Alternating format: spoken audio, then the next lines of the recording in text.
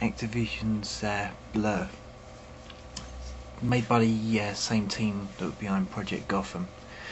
It's been given a lot more of an arcadey feel, similar sort of thing to like your Mario Kart style games with weapons inbuilt. They're basically promising it's going to be more as a part of the actual strategy of your racing, as opposed to basically just completely taking over.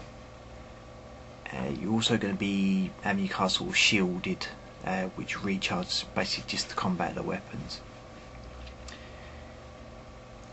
It's got a kind of impromptu race feel about it. Instead of having sort of like set barriers on the road courses, it's going to be set up like bollards,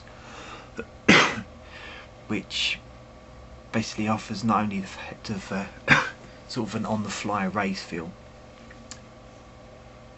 but sort of street accessories, lampposts and what have you, can be used as basically like an active weapon in and of itself. So you can ram cars, whereas you'd normally be ramming them into like barriers along the side of the roads. You can actually ram them into lampposts, into walls and what have you. The urban stylings, instead of it being sort of Mayfair type feel, you've now got it sort of, you'd class it more of a grittier side of London. Hackney is basically the place that they're now using as the London base, which is a nice touch. The roads are mapped accurately, although creative licensing, they're basically flipping it.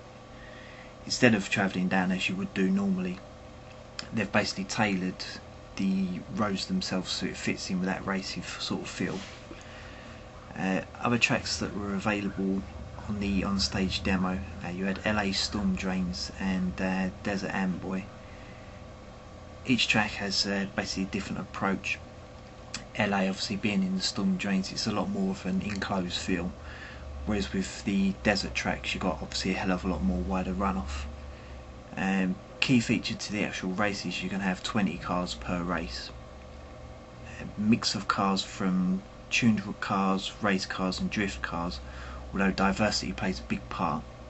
Cars can basically be ugly but powerful, or stripped down completely just for performance.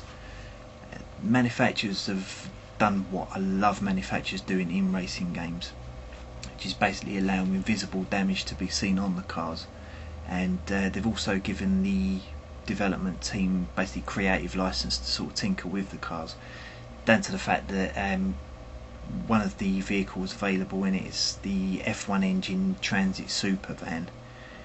The user interface itself draws heavily from sort of social networking sites, with single player races basically being arranged via sort of like emails sort of going, or fake emails going backwards and forwards.